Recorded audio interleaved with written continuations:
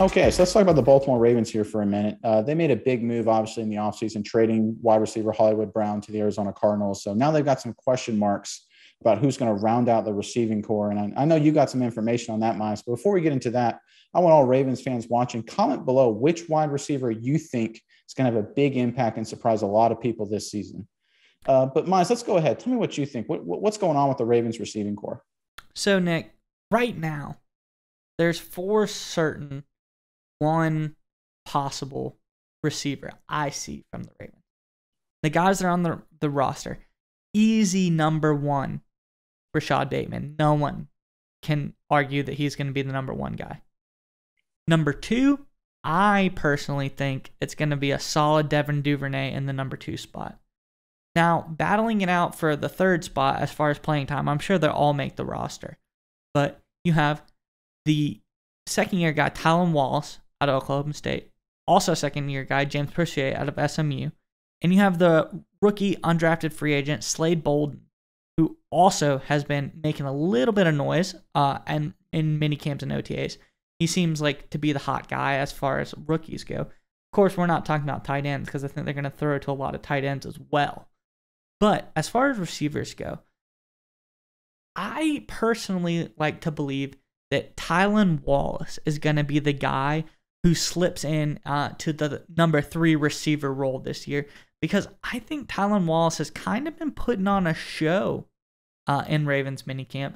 In 7-on-7s, Tylan Wallace made this really nice double move on Ravens cornerback Brandon Stevens, and he took it all the way to the house. So he's shown to be like a big-time playmaker. Proche's had great hands, but I think the combination of Bateman, Duvernay, and Wallace will cause people the most problems this season. Do you have any thoughts on the Ravens receiving core, Nick?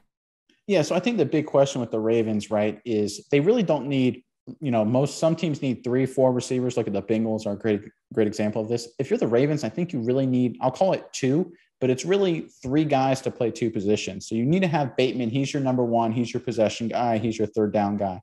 And then I think you need a big play guy. I think Duvernay fits that to a T. And then you need, I think, a slot guy, a 3rd-and-3 guy, or if a team tries to, play a really aggressive man coverage across the board, cover zero, blitz everybody, like the Miami Dolphins last season, a guy who has the quickness and separation to beat someone quick, right off the ball for an easy completion for Jackson.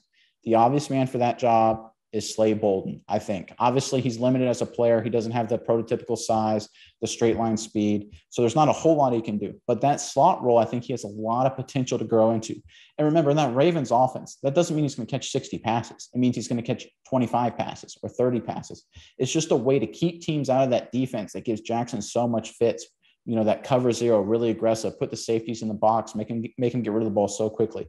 Having a guy that can beat man-on-man coverage quick with speed and agility and give Jackson an easy throw, I think that's going to be critical. So I'm looking for Bolden here to make the team and have a big impact. That's an interesting take, and I think it's something that's certainly feasible because Bolden has been making a little bit of noise in the Ravens minicamp and OTAs. But another thing I would like to point out is a lot of people say, okay, Hollywood Brown's gone, the big play threat is off the team. But the Ravens wide receiver coach, T. Martin, said this year their main focus is going to be on improving the deep pass game a lot. And Rashad Bateman has also been making some big, deep threat, big splash plays in minicamp as well. And I think this is proving that Bateman just needed the chance to be the number one guy. I think he has all the ability to be a big play threat as well. Almost, he's obviously not typically as fast as a Hollywood Brown is going to be, but I think he's fast enough and has enough route running and skill to get open and make some big plays downfield. Now, the speed part of Hollywood Brown's game will be relegated to Devin Duvernay, who's obviously extremely fast, straight line speed, kickoff, punt return master, but he was even best kick returner, punt returner in the NFL last season. But Bateman, I think he's making a case for himself to show that he deserves to be that number one guy, and he can really take over the role and dominate it. But so let's go through these guys one more time. We have Bateman, we have Duvernay, and then we have a combination of either Proche, Tylan Wallace, or the ever elusive Slade Bolden, the undrafted free agent. I think it's probably going to be between Wallace or Bolden, but I'd like to see each of them grow a little bit. Maybe throughout the preseason, we can keep some tabs on this because I think it's an interesting receiver battle of guys that people typically don't hear a lot about. All right, Nick, it's time to get your internet privacy back today on every device you own in any country you want. Don't let anyone but you control your internet. NordVPN keeps you safe from prying eyes wherever you go online with their military-grade encryption. Is your favorite Netflix or streaming content blocked in the US?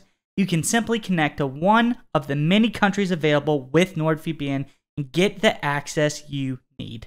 That's right, Maya. So right now, get our exclusive NordVPN deal here at nordvpn.com/SMI. It's risk-free now with NordVPN's 30-day money-back guarantee. Again, get that exclusive deal, nordvpn.com/SMI.